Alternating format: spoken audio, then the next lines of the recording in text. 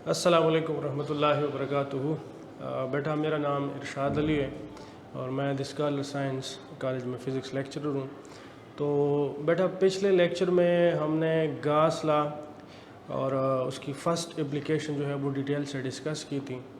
तो इस लेक्चर में हम सेकंड एप्लीकेशन जो हमारे पास है, the electric field intensity due to infinite sheet of charge, उसको हमने क्या करना है, डिटेल से डिस्कस करना है। और इलेक्ट्रिक फील्ड इंटेंसिटी के लिए हमने एक मैथमेटिकल एक्सप्रेशन डिराइव करनी है। ठीक है, तो देखें हमारे पास आप ये इनफाइनाइट शीट ऑफ चार्ज, तो इनफाइनाइट शीट ऑफ चार्ज का एक फाइनाइट पोर्शन हम कंसिडर कर रहे हैं। तो ये एक 2D सरफेस है। एक सपोज करें कि मेरे पास एक पेज है, ठीक है, तो उस शीट पे हमने चार्जेस जो है वो डिस्ट्रीब्यूट किए हुए हैं। ठीक है, तो ये एक किस्म की आप कह सकते हैं कि ये मेरे पास यूनिफॉर्म चार्ज डिस्ट्रीब्यूशन है। ठीक है, तो इस इनफाइनाइट शीट का मैंने एक फाइनाइट शीट जो है वो कंसिडर किया हुआ है। ठीक है, अच्छा बेटा याद रखें, हमारे पास ये जो शीट है ये सिमेट्रिक है, मतलब आप इसको जिस साइड से भी देखेंगे वो आपको सेम नज़र आएगी। इस साइड से देखेंगे, बैक साइड से देखेंगे, इस साइड को अगर आप यहाँ से देखें या इस साइड को अगर आप यहाँ से देखें तो ये आपको एक जैसा नज़र आएगा, इसलिए इसको हम क्या कहते हैं, सिमेट्रिक कहते हैं। तो अच्छा, अब हमारे पास देखें, जैसे हमारे पास लाइन है, लाइन हमारे पास 1 डायमेंशनल है। इसी तरह हमारे पास एरिया, ये मेरे पास 2 डायमेंशनल है। इसी तरह मेरे पास वॉल्यूम है, तो ये मेरे पास क्या है, 3 डायमेंशनल फिज़िकल क्वांटिटी है। तो हमारे पास जो चार्ज डिस्ट्रीब्यूशन होती है वो लाइन पे भी डिस्ट्रीब्यूट हम उसको कर सकते हैं, जिसको हम लाइन चार्ज डिस्ट्रीब्यूशन कह सकते हैं, या charge will be distributed on a line. इसी तरह चार्ज को हम किसी 2D सरफेस पे भी डिस्ट्रीब्यूट कर सकते हैं। ठीक है, इसी तरह हम चार्ज को किसी वॉल्यूम में भी उसको क्या कर सकते हैं, डिस्ट्रीब्यूट कर सकते हैं। ठीक है, तो इसी तरह हमारे पास एक फ़िज़िकल क्वांटिटी है जिसको हम कहते हैं चार्ज डेंसिटी।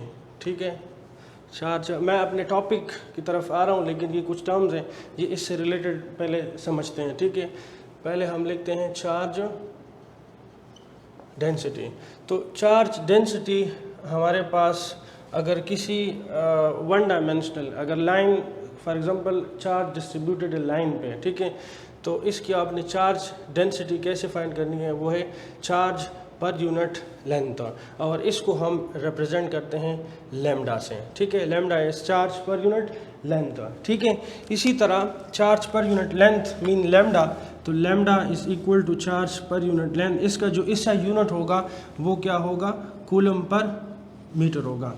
ठीक है, इसी तरह अगर आप चार्ज डेंसिटी फाइंड आउट करना चाहते हैं किसी 2 डायमेंशनल सरफेस पे, चार्जेस जो है वो डिस्ट्रीब्यूटेड है 2 डायमेंशनल सरफेस पे, ओपन सरफेस पे, ठीक है, तो इसकी जो चार्ज डेंसिटी होती है वो हम उसको डिफाइन करते हैं charge per unit area, charge per unit area, और इसका सिंबल जो होता है वो सिग्मा होता है, सिग्मा। ठीक है, तो इसका जो इसका यूनिट है वो हमारे पास होगा coulomb per metre square, coulomb divided by per metre square. इसी तरह अगर चार्ज डिस्ट्रीब्यूटेड हो, चार्ज डिस्ट्रीब्यूटेड हो 3 डायमेंशनली, ठीक है, किसी वॉल्यूम में मीन्स, तो उसको आप डिफाइन पर करेंगे charge per unit volume, charge per unit volume, और ये हमारे पास इसको हम रो से डिनोट करते हैं, चार्ज पर यूनिट वॉल्यूम। ठीक है, और इसका जो इसका यूनिट होगा वो होगा कूलम पर मीटर क्यूब। ठीक है, तो यहाँ पे अब इधर देखें तो ये मेरे पास क्या है, एक शीट है, शीट मेरे पास 2 डायमेंशनल है और चार्जेस डिस्ट्रीब्यूटेड हैं 2 डायमेंशनली। ठीक है, ये फॉर एग्जांपल ये एक्स एक्सिस और ये वाई एक्सिस, तो 2 डायमेंशनली चार्ज डिस्ट्रीब्यूटेड है। तो इसकी जो चार्ज डेंसिटी होगी वो हमारे पास होगी sigma is equal to charge per unit area, charge per unit area. ठीक है, तो इसको मैं मिटा देता हूँ, स्पेस को मैंने यूटिलाइज़ करना है अभी।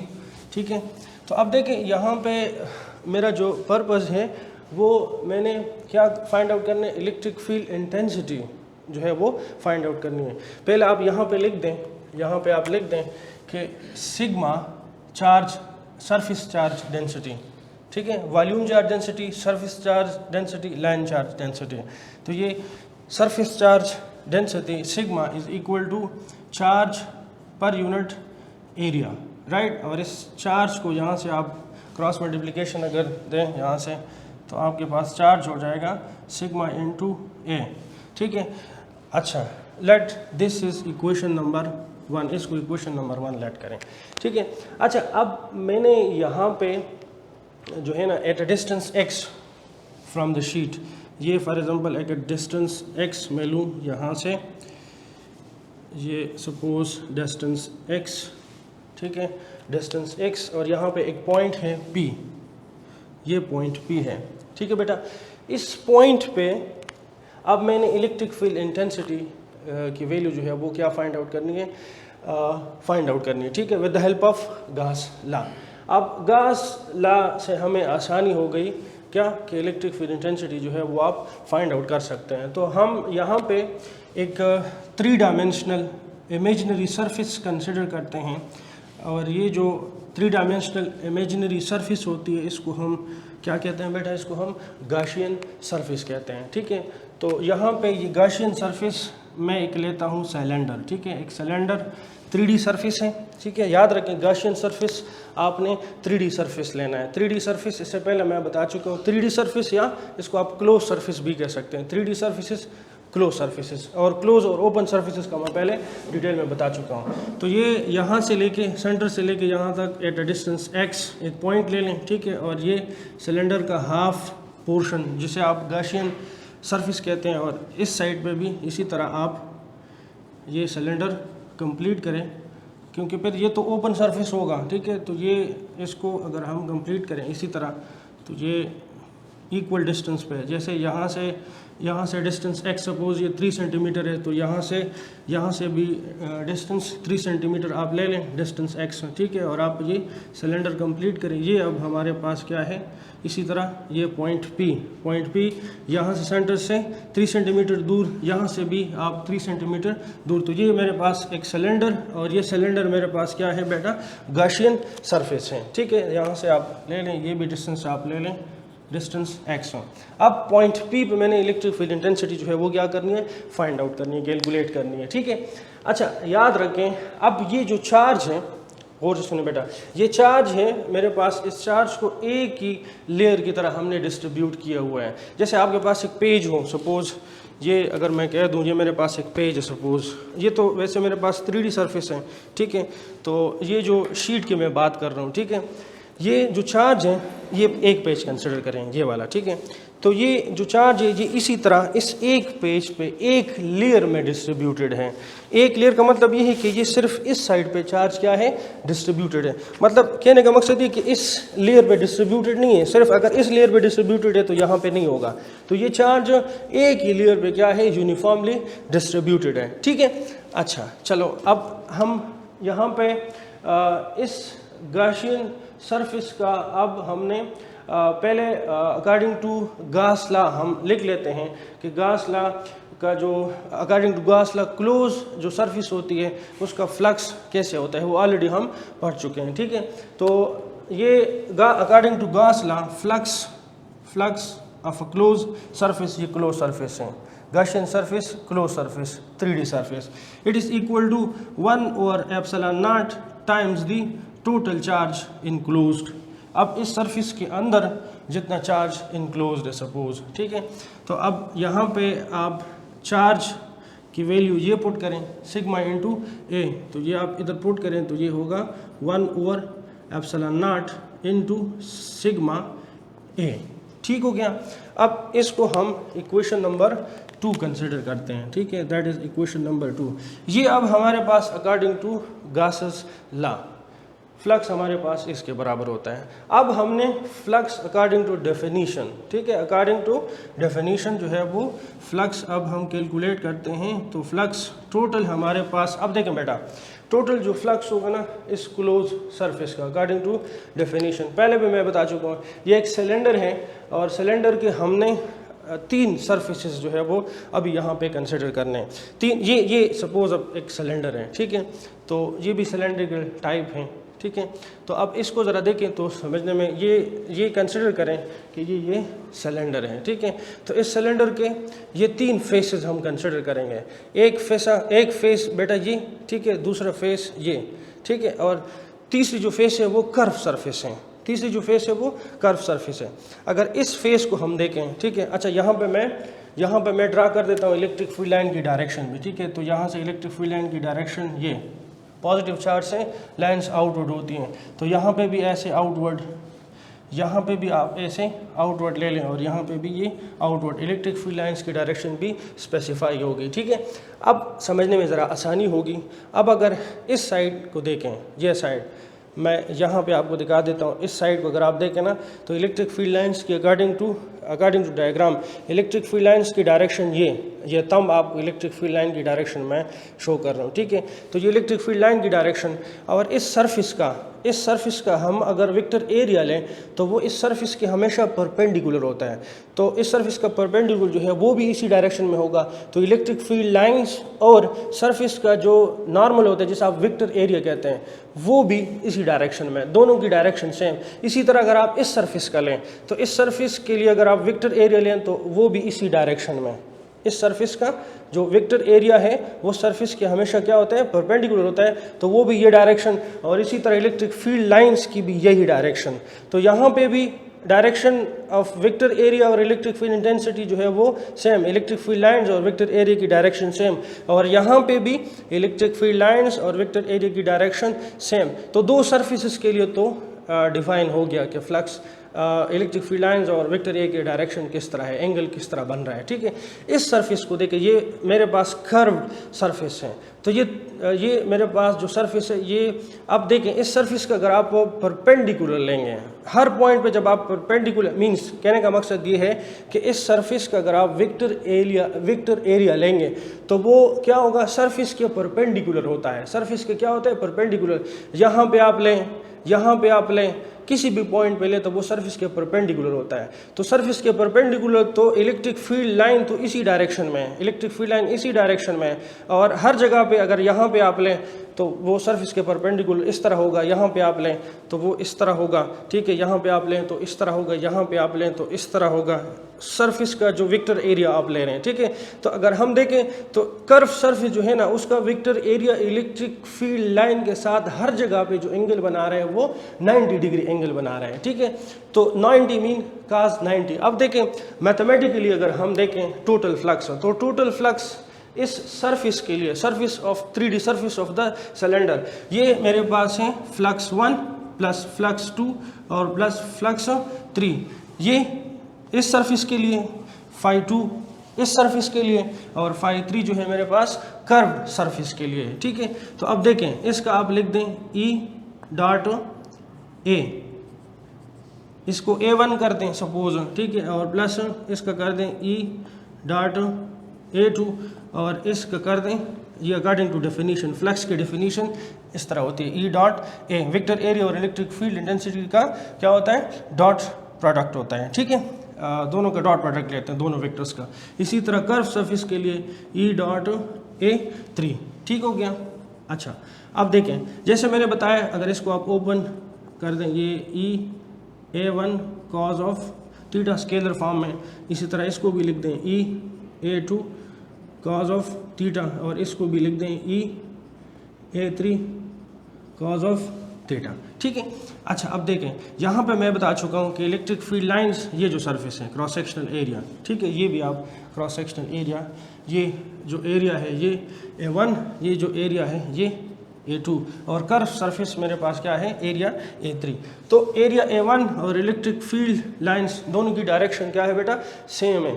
तो डायरेक्शन सेम होने से यहाँ पे एंगल जो बनेगा वो cos ऑफ 0 डिग्री, ठीक है। इसी तरह इसका भी आप A2 cos ऑफ 0 डिग्री, और प्लस ये हमारे पास A3 cos of curve surface जो है वो हर जगह पे इलेक्ट्रिक फील्ड लाइन के साथ 90 का एंगल बना रहे हैं, परपेंडिकुलर हैं, ठीक है। वेक्टर एरिया और इलेक्ट्रिक फील्ड लाइंस परपेंडिकुलर हैं, ठीक है बेटा। अच्छा अब इसको देख लें, ये A1 सपोज, क्योंकि ये एरिया A1 और A2 तो बराबर हैं, ठीक है, क्योंकि ये सिमेट्रिक ऑब्जेक्ट हैं, तो इसको आप ए ही लिख सकते हैं, ठीक है। इसको भी ए लिख दें सपोज, और इसको भी ए ही लिख दें, ठीक है। तो ये ई ए कॉज ऑफ 0 1 के बराबर है, और प्लस ये ई ए कॉज ऑफ 0 हमारे पास क्या है 1 के बराबर है, ठीक है। और यहाँ से जो फ्लक्स आएगा ई ए 3, और cos 90 हमारे पास क्या है बेटा, cos 90 हमारे पास 0 है, तो इसको मल्टीप्लाइड बाय 0, ठीक है। अच्छा, अब इसको मैं वहाँ पे लिखता हूँ क्योंकि यहाँ पे मेरे पास स्पेस है, ठीक है। तो अब आप यहाँ पे आ जाएं। तो अब अगर हम टोटल फ्लक्स देखें अकॉर्डिंग टू द डेफिनेशन, वो मेरे पास ई ए हो गया बेटा, ये ई ए, और प्लस ये भी मेरे पास ई ए हो गया, ई इंटू ए, और ये वाला टर्म 0 हो गया, 0 इंटू दिस, तो ये हमारे पास 0 हो गया, ठीक है। तो ये हमारे पास total flux it is equal to E A plus E A, तो दैट इज़ 2a, ठीक है। ये हमारे पास इक्वेशन नंबर 2। आप देखें अकॉर्डिंग टू गॉस लॉ, ये इक्वेशन 2, तो ये इक्वेशन 3, सॉरी, ठीक है। तो अकॉर्डिंग टू गॉस लॉ हमारे पास जो फ्लक्स है वो 1 और epsilon naught times the sigma A, ठीक है। अब दोनों को कंपेयर करें, इस इक्वेशन को और इस इक्वेशन को हम कंपेयर करते हैं। तो आफ्टर कंपेयरिंग या comparing to E A equation 3 and equation 2, 2EA it is equal to 1 और epsilon naught times the sigma A, right. अब यहाँ पे ये एरिया और एरिया कैंसिल करें, ठीक है बेटा, और ये हमारे पास 2E इज इक्वल टू 1 और epsilon not times the sigma, where sigma is the surface charge density, ठीक है। अब यहाँ पे E is equal to 1 और epsilon naught times the sigma, और ये 2 यहाँ पे क्या हो जाएगा, डिवाइड हो जाएगा, ठीक है। तो यहाँ पे हमारे पास E आ गया sigma divided by 2 epsilon naught, ठीक है। अब क्योंकि हमारे पास electric field intensity vector quantity है, ठीक है, तो वेक्टर फॉर्म में इसको हम ऐसे लिखेंगे, E is equal to sigma, ये sigma divided by 2 epsilon naught into unit vector, ठीक है। यूनिट वेक्टर हमें क्या शो करती है, डायरेक्शन शो करती है, ठीक है। इसको बाद मरतबा, अच्छा, R unit vector according to definition वो हमें पता है कि R vector divided by its magnitude भी लिखते हैं। तो यहाँ पे आर यूनिट वेक्टर की जगह आप ये भी आप पुट कर सकते हैं। तो जब आप ये पुट करेंगे तो sigma divided by 2 epsilon naught into R unit vector मेरे पास बराबर हो गया R vector divided by R magnitude. तो इसको आप अभी, ये हमारे पास क्या है, electric field intensity due to an infinite sheet of charge, ये हमारे पास एक्सप्रेशन है, ठीक है बेटा।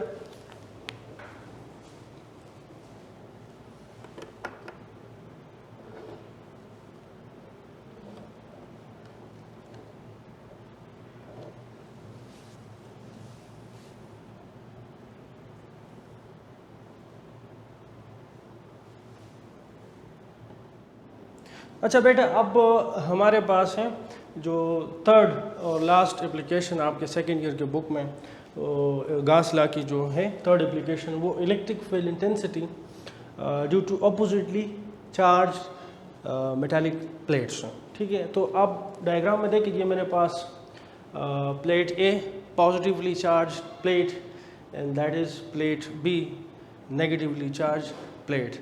इसको हमने चार्ज किया हुआ है, ठीक है। तो ये मेटल है, तो इस यहाँ पे चार्ज होगा वो ये इस तरह डिस्ट्रीब्यूटेड है, और यहाँ पे भी चार्ज क्या है बेटा, डिस्ट्रीब्यूटेड है, ठीक है।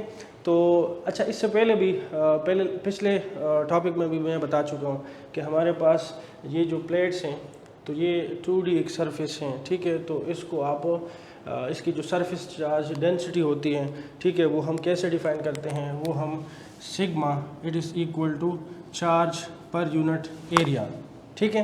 Sigma is equal to charge per unit area, ये हमारे पास सिंबल है सिग्मा। इसको आप कैसे लिखेंगे, इस तरह, ये सिग्मा, ठीक है।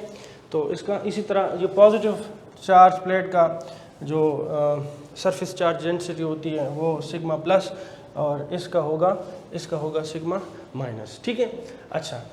अच्छा, अब देखिए, अब हमने जो है वो इसकी जो इलेक्ट्रिक फील्ड लाइंस होती हैं, ठीक है, तो अपोजिटली चार्ज प्लेट है, तो इलेक्ट्रिक फील्ड लाइंस हमारे पास पॉजिटिव चार्ज प्लेट से स्टार्ट होती हैं। They originate from the positive plate and terminate on the negative plate. तो इसी तरह ये डायरेक्शन हम शो कर देते हैं ये इलेक्ट्रिक फील्ड लाइंस की, ठीक है। और ये फील्ड मेरे पास क्या है, यूनिफॉर्म है यहाँ पे, ठीक है। तो ये इलेक्ट्रिक फील्ड लाइंस की डायरेक्शन। अच्छा, अब हमने यहाँ पे इनसाइड हमने इलेक्ट्रिक फील्ड इंटेंसिटी की वैल्यू फाइंड आउट करनी है। तो आसानी के लिए अब मैं यहाँ पे ये कहता हूँ कि मेरे पास एक बॉक्स है, 3 डायमेंशनल एक बॉक्स, जिसे आप गाशियन सरफेस भी कह सकते हैं, ठीक है। और उस गाशियन सरफेस को मैंने उस पर गास लॉ पर अप्लाई कर रहे हैं। गास लॉ के बाद फिर मैंने अकॉर्डिंग टू फ्लक्स की जो डेफिनेशन है, ठीक है, उसके अकॉर्डिंग फिर मैंने उसका फ्लक्स कैलकुलेट करने और फिर मैंने दोनों को क्या करना है, कंपेयर करना है और इलेक्ट्रिक फील्ड इंटेंसिटी की वैल्यू फाइंड आउट करनी है, ठीक है। तो यहाँ पर मैं एक बॉक्स ले लेता हूँ, ये एक बॉक्स यहाँ पे ऐसे, ये एक बॉक्स ले लें, ठीक है। अच्छा, ये एक बॉक्स है जो कि यहाँ पे आपने ये एक कंसिडर किया, ये मेरे पास क्या है, Gaussian, that is the Gaussian surface, imaginary surface, ठीक है। अच्छा, इसको आप इस डायग्राम से अगर समझ लेना तो आसानी रहेगी। ये एक बॉक्स है, ठीक है, इलेक्ट्रिक, ये पॉजिटिव मेटल प्लेट है सपोज, ठीक है, and that is negative metallic plate है। इलेक्ट्रिक फील्ड लाइंस यहाँ से ओरिजिनेट हो रही हैं और इस तरफ ट्रेवल कर रही हैं और यहाँ पे टर्मिनेट हो रही हैं, ठीक है। तो इस बॉक्स को आप देखें, इस बॉक्स के कितने सरफेसेस हैं। बोर्ड में आपको नज़र इसलिए नहीं आएगी कि बोर्ड 2 डायमेंशनल है, तो यहाँ पे मैं आपको समझा देता हूँ। इसके सरफेसेस 1 2 3 4, ठीक है, 5 एंड 6, इसके 6 सरफेसेस हैं, ठीक है। तो 6 सरफेसेस में से अगर आप देखें ना, तो ये और ये वाला सरफेस, ये वाला, ठीक है, इसको और इसको छोड़ के इस सरफेस का अगर आप परपेंडिकुलर लेंगे, इस सरफेस का वेक्टर एरिया, इस सरफेस का, क्योंकि वेक्टर एरिया हमेशा यहाँ पे आप कंसिडर करते हैं और वेक्टर एरिया हमेशा सरफेस के परपेंडिकुलर होता है, तो इसका वेक्टर एरिया इस तरह होगा।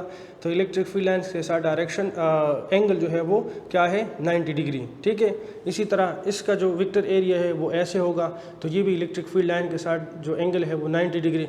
इस तरह इस सरफेस का अगर आप देख लें तो इसका वेक्टर एरिया भी इस तरफ होगा, ठीक है, और इस सरफेस का भी क्या होगा, वेक्टर एरिया इस तरफ होगा। तो अगर हम देखें तो ये जो 4 सरफेसेस हैं, 1 2 3 4, ये सरफेसेस जो है ना इलेक्ट्रिक फील्ड लाइंस के साथ इसका वेक्टर एरिया जो एंगल बना रहे हैं वो 90 डिग्री एंगल बना रहे हैं। तो cos 90 हमारे पास क्या होता है, 0। तो इन सरफेसेस का फ्लक्स क्या होगा, 0 होगा। इस सरफेस को देख लेते हैं, ये जो सरफेस है ना बेटा, इसको देख लें, ये सरफेस मेटालिक प्लेट के दरमियान में है, ठीक है। तो यहाँ पे हम पहले भी डिस्कस कर चुके हैं कि हमारे पास जो इलेक्ट्रिक फील्ड इंटेंसिटी होती है वो क्या होती है, वो 0 होती है। अब देखिए यहाँ पे मैं फ्लक्स कैलकुलेट करता हूँ। पहले मैं लिख लेता हूँ अकॉर्डिंग टू गॉस लॉ मेरे पास जो फ्लक्स होता है, it is equal to 1/ε0 times the charge enclosed, ठीक है।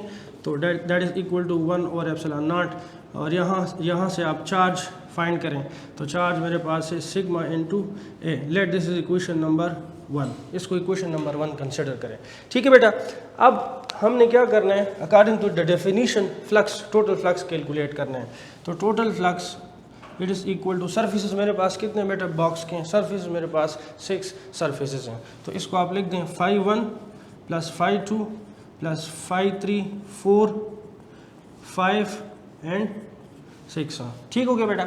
अच्छा, पहले भी मैं बता चुका हूँ कि दो सरफेसेस को छोड़ के ये जो बाकी सरफेसेस हैं, ठीक है, ये एंगल बना रहे हैं इलेक्ट्रिक फील्ड इंटेंसिटी के साथ 90। तो इसको मैं डायरेक्ट यहाँ पे 0 कर देता हूँ सबको। तो ये 0, इसका फ्लक्स 0, इसका भी 0, आपने वैल्यूज पुट करके करनी है, ठीक है, अकॉर्डिंग टू द डेफिनीशन। तो यहाँ पे आप इधर लिख दें 0 और इसका भी क्या 0, क्योंकि मैंने फिजिकली भी आपको बता दिया प्रैक्टिकली कि कैसे ये इलेक्ट्रिक फील्ड लाइन और वेक्टर एरिया के डायरेक्शन जो है वो रिलेट कर रहे हैं इन सर्फेसेस में, ठीक है। अच्छा, अब रह गया फ्लक्स, ये जो φ1 है ये इस सरफेस के लिए है, ये जो आपके पास मेटालिक प्लेट के अंदर जो है, ठीक है। तो इसका जो फ्लक्स है वो हम कैलकुलेट करते हैं। तो flux 1 is equal to E dot A1, इसका एरिया A1 ले लें, ठीक है। तो वेक्टर फॉर्म में ये E डॉट A1 हो जाएगी, ठीक है। अच्छा, अब मैं कह चुका हूँ कि मेरे पास इलेक्ट्रिक फील्ड इंटेंसिटी की वैल्यू यहाँ पे क्या है बेटा, 0। तो ये 0 into A1 0 into A1 that is 0। तो फ्लक्स 1 मेरे पास क्या हो गया है, 0 हो गया, ठीक है। अब फ्लक्स 2 हम कैलकुलेट करते हैं। इस सरफेस का देखें, ये वाला, जैसे मैंने आपको बताया ना, ये सरफेस एक रह गया, तो इस सरफेस का वेक्टर एरिया जो होता है वो बेटा इस तरह होता है, ऐसे, ठीक है, ये स्ट्रेट होता है ऐसे, ठीक है। तो ये अगर आप देखें तो इलेक्ट्रिक फील्ड इंटेंसिटी की और वेक्टर एरिया की, ये यहाँ पे अगर आप देखें ना इस तरह, लेकिन फिर याद रखें कि इलेक्ट्रिक फील्ड लाइंस की डायरेक्शन ये है, ठीक है। तो अगर मैं ये सरफेस रोटेट करूँगा तो वो वेक्टर एरिया की डायरेक्शन पे रोटेट हो जाएगी। आप ऐसे समझिए कि ये डायरेक्शन इस तरह है, ठीक है। तो इसका जो वेक्टर एरिया होता है ना वो ऐसे होता है, सरफेस के परपेंडिकुलर होता है। लेकिन वैसे ये सरफेस, ये ऑब्जेक्ट ऐसे पड़ा है, तो अगर इधर देखें ना तो इधर वेक्टर एरिया और इलेक्ट्रिक फील्ड लाइंस की डायरेक्शन सेम है। सेम का मतलब ये है थीटा इज इक्वल टू 0। तो यहाँ पे इस सरफेस के लिए ये जो है φ2, इसका फ्लक्स हम कैलकुलेट करते हैं यहाँ पे, ठीक है। तो ये φ2 इट इज़ इक्वल टू, इसका एरिया मैं ले लेता हूँ A2 सपोज करें, ठीक है। अच्छा, तो ये मेरे पास अब अगर देख लें तो ये क्या है मेरे पास, दे आर ई, क्योंकि एरिया तो ये, अगर ये एरिया, अच्छा एक और बात याद रखें, अच्छा ये एरिया सरफेस जो है मेरे पास सिमेट्रिक है, तो ये एरिया और ये एरिया क्या है, बराबर हैं। तो A2 या A1 लेने की ज़रूरत नहीं है इसमें, ठीक है। हाँ, ये एरिया अगर आप करें ना, ये एरिया और ये एरिया, ये मैग्नीट्यूड में जो है और वेक्टर मैग्नीट्यूड में और डायरेक्शन में भी क्या है, वो डिफरेंट है। लेकिन ये एरिया, इसका मैग्नीट्यूड और इसका मैग्नीट्यूड वो क्या है, बराबर है। तो इसका मैग्नीट्यूड और इसका मैग्नीट्यूड क्या है, बराबर हैं। तो A1 और A2 लिखने की ज़रूरत नहीं है, तो आप इसको सिंपल ए ही लिख दें, ई ए, ये कॉज ऑफ थीटा, तो ई ए कॉज ऑफ थीटा मेरे पास कॉज ऑफ 0 डिग्री, ठीक हो क्या। तो ई ए कॉज ऑफ 0 डिग्री मेरे पास बराबर है 1 के, तो मेरे पास ई ए ये फ्लक्स 2 सरफेस 2 के लिए, ठीक हो गया। अब देखें, इसको पुट करें, ये इस इक्वेशन में पुट कर देते हैं हम, ठीक है। तो मैं यहाँ पे लिख देता हूँ, ठीक है। तो यहाँ पे अब हम यहाँ पे वैल्यूज पुट कर लेते हैं। टोटल जो फ्लक्स होगा अकॉर्डिंग टू द डेफिनीशन, तो वो होगा total flux it is equal to φ1 मेरे पास 0 आ गया बेटा, ठीक है, और ये φ2 ई ए, और ये बाकी भी 0, ठीक है। बाकी 4 सरफेस के लिए 0, क्यों, क्योंकि वहाँ पे vector area electric field intensity की क्या है, परपेंडिकुलर है, ये बात याद रखें।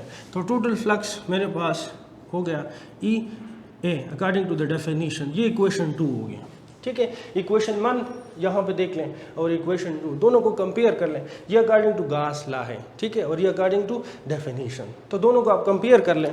तो कंपेयर जब करेंगे हम, तो हमारे पास होगा E A equation 1 it is equal to sigma A divided by epsilon naught, sigma A divided by epsilon naught. तो ये एरिया और एरिया इसको कैंसिल करें, ठीक है। सो इलेक्ट्रिक फील्ड इंटेंसिटी हमारे पास आ गई sigma divided by epsilon naught, ठीक है।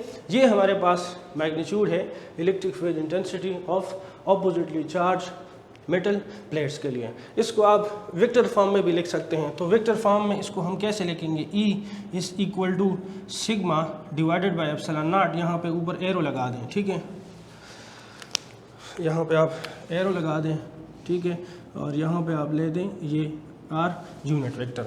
अब पहले भी मैं बता चुका हूँ कि आर जो यूनिट वेक्टर बेटा वो है R vector divided by R magnitude. तो इसको आप यहाँ पे भी पुट कर सकते हैं ऐसे। So E is equal to sigma divided by epsilon naught R vector divided by R magnitude, ठीक है। तो ये हमारे पास थर्ड और लास्ट एप्लीकेशन थी गास लॉ की। अब इसके बाद देखिए बेटा, मैंने कोशिश तो की है समझाने की, तो अब सिर्फ 2 मिनट के लिए सिर्फ दो प्रॉब्लम है, ठीक है। वो मैं आपको होम असाइनमेंट दूंगा, उसको आपने सॉल्व करके अपने टीचर्स के साथ क्या करना है, डिस्कस करना है, ठीक। अच्छा, प्रॉब्लम है, सिर्फ 2 प्रॉब्लम, आसान से प्रॉब्लम है कि अगर फॉर एग्जांपल मेरे पास एक क्लोज सरफेस है, ये क्लोज 3D सरफेस है, ठीक है। ये क्लोज मैं ड्रा करने की कोशिश करता हूँ, वैसे ये कंपास से ड्रा करें तो आसानी से ड्रा हो सकते हैं। ये मेरे पास 2 चार्ज क्लोज सरफेस के अंदर हैं, प्लस क्यू और माइनस क्यू, ठीक है। और ये दोनों चार्ज का मैग्नीट्यूड जो है वो बराबर है, लेकिन साइन में ऑपोजिट है। ये प्रॉब्लम नंबर 1 क्लोज सरफेस है, इसके अंदर चार्ज पड़ा है, positive charge negative charge magnitude में बराबर हैं, ठीक है। तो इसका आपने क्या करना है, फ्लक्स कैलकुलेट करने के, इसका फ्लक्स कितना होगा, ठीक है। अच्छा, दूसरा प्रॉब्लम, ये प्रॉब्लम नंबर 1। दूसरा प्रॉब्लम